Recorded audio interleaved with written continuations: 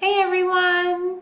I hope you guys are doing well. We have made it through 2 weeks of digital learning. I first want to say thank you, thank you, thank you for all of your hard work. I know that this has been quite a very quick change in the way that we go about our daily schedules and our lives. And I know that, I don't know about you guys, but this is for sure how I have felt a little bit these past 2 weeks with the sudden upgrade in the amount of technology that we're accessing and using and learning to operate with fidelity. And the most important, just so that you guys all know, we got this. You guys have been amazing with communicating and giving me feedback on how we can better support your student at home.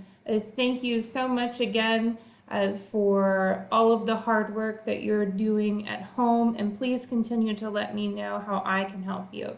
So I want to go over today some things that I have created as we continue through our digital learning journey. Some great feedback I've received is that we have overall been enjoying using the daily checklist that I create weekly for your students' grade level. It breaks it down by subject. Some things I've added, I've included as many of the hyperlinks as I can so that if you're using this document electronically, you don't have to go back and forth between two computer screens. It should open up right there for you. I also have added weekly objective practice. And there is a document you will be receiving in the email with this video that is your students' objective calendar. You only have to receive this calendar one time, so save it on a desktop, put it somewhere easily accessible. It is going to look something like this. It will have your student's name and their weekly practice, and this is going to address their goals and objectives that are in their IEP, and will also at the same time allow me to keep data of their progress and continue to monitor it and provide assistance in reaching towards those masteries that we want in their objectives. So each one may look a little different depending on what your student is personally working on. I tried to, with some of them, use some alliteration and be fancy, but some of them we just got supporting detail Monday. So that means that practice activity, we're going to be focusing on supporting detail. Some of them, if it says play here or practice game here, this is extra practice for that skill that they're working on. I click the hyperlink, it takes me to the game. This one's pretty fun. I've tried out all these games on my own a little bit too, and they're fun and interactive. A great way to kind of take a quick little break too, but not know that you're still actively learning at the same time. And the really important one is when it says complete here or click here. This is going to take you to the Google Forms. So these links go to Google Forms that have questions for your student to answer about their specific objective that we are currently taking data on. So because of this, it's really important. This is an independent activity because we want to see how well they can do this skill independent. If they're having difficulty and need some assistance, just let me know, have them reach out to me. And I'll also go over later in the video about scheduling times for us to meet online, and that would be a great time for us to work on their objectives there too. But this is just a great way for them once a week to practice that skill and also continue that data collection so that we can continue to watch their progress and monitor it. So here, this one is going to be on, I was able to use alliteration there, Word Problem Wednesday, and none of them exceed 5 questions, I think, the most. I tried to make them very quick, something that's going to take, maybe 10 minutes. What's also great is Google Forms has the immersive reader embedded in it. If you haven't used it, it's fantastic. Your student can use it if they need it. You just click here and it will read the problem. Melanie has 16 votes. Sandy has 8 times more votes than Melanie. And what's great is it will also read the ones that have multiple choices. It reads through the multiple choices as well. Your student also has the ability to change the text size. They can change the font to one that might be more friendly to their eyes, as well as the theme. I personally prefer this one or the reverse. And there's grammar options that they can use. It even breaks words up by syllables. It's just a really, really awesome tool. This also, you can just show one line of text so they can track when they're reading. It's just a really great tool, and it can help aid them in being successful with the assessment as well, or the quick probe. And then there's not a lot, but there may be 1 or 2 that they have that may first have, for writing, for instance, they click here, and these are the writing prompts they can choose from. So let's say I wanted to do personal narrative. I wanted to write about the best or the worst day ever. If I actually go down to page 18, my prompt will be there, and they can even print this page out and brainstorm on the page if they want.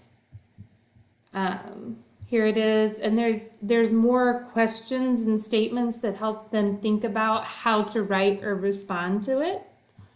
And go ahead and close those out. The form is right below it. It's right here.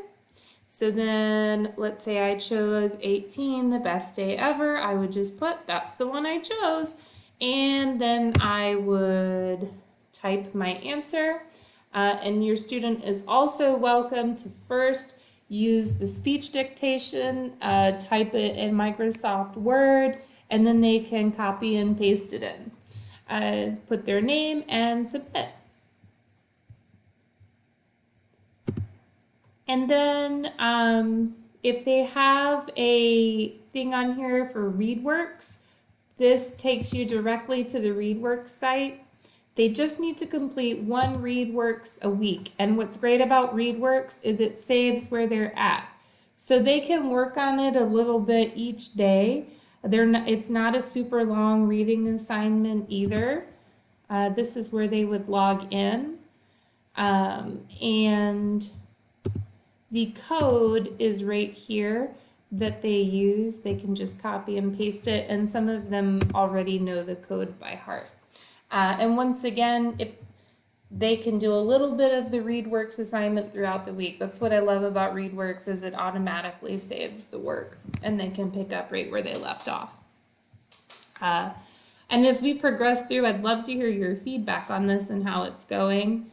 Speaking of that, I wanted to show you my blog really quick. If you have not seen it, you can get to it through the Cobb County website by going to elementary schools, finding Fry, we go to faculty and staff, and then my blog is right over here, but my blog is also linked through the homeroom teachers blog too, up at the top. It should say Miss Wilson's blog.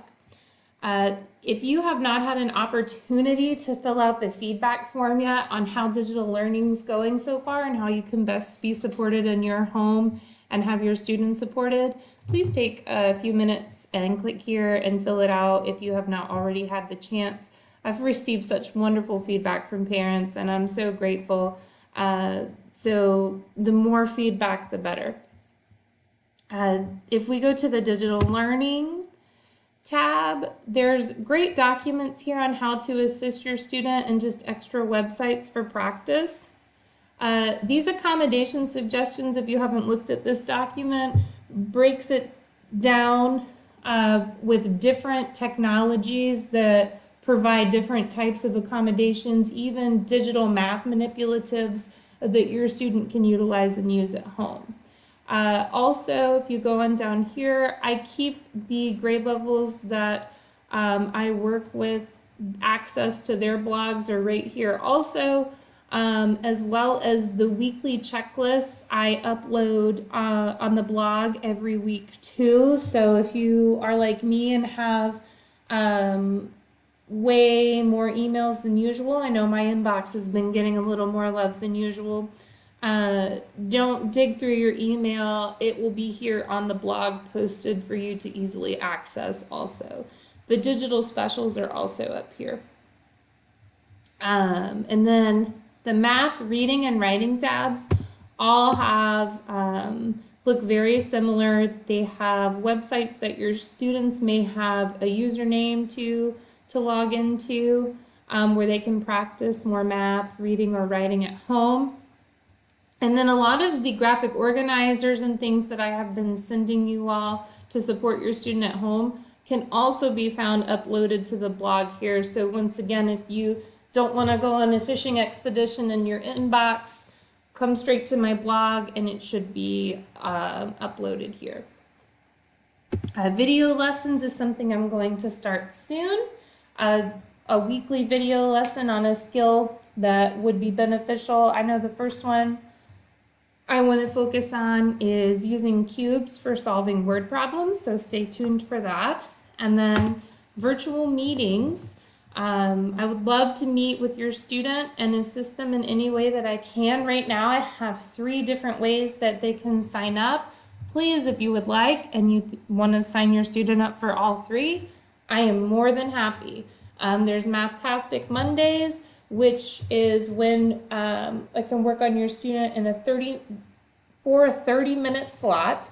We can preview the math coming up for the week. We can review math from the previous week. We can also work on specific math objectives that your student is working on.